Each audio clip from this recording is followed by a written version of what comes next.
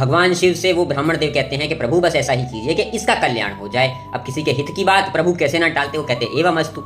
और साथ ही में वो ब्राह्मण देव कहते हैं कि प्रभु मैं जानता हूँ इसने पाप किया है, परंतु ये है तो नादान ही, कृपा करके इस पर कृपा कर दीजिए, इसको क्षमा कर दीजिए और इसके लिए कल्याण का हित का मार्ग बताइए।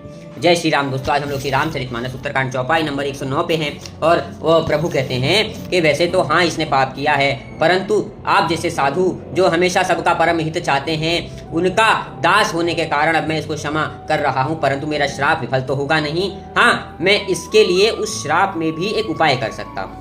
अब से ये जितने भी अब बार जन्म लेगा, हजारों जन्मों में, हर बार इसको कभी भी तकलीफ नहीं होगी। ये अपनी इच्छा से चिंता रहित होकर के प्राण त्याग सकता है और इसको बार बार प्रभु की भक्ति में अब मन लगेगा। अभी तक ये सबसे पहले जन्म में अपने अयोध्या में प्रकट हुआ था और फिर वहां से धीरे धीरे करके मेरी भक्ति करने लगा।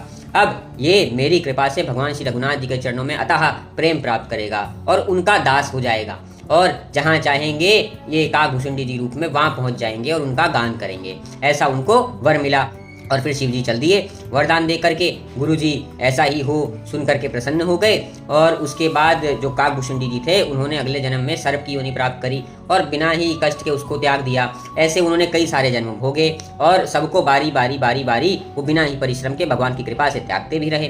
पर क्योंकि प्रभु का वर था, पहले जन्म से लेकर के आज तक का मेरा ज्ञान नष्ट ही नहीं हुआ। जैसी भक्ति, जो कुछ भी मैंने अनुभव किया, एक्सपीरियंस किया, देखा, सुना, समझा, सब मेरे मन में, मस्तिष्क में, बुद्धि में रह गया और उसी ने मेरा मार्गदर्शन किया और आज मैं प्रभु राम जी की भक्ति प्राप्त कर पाया और उसमें उनका दास हो पाया।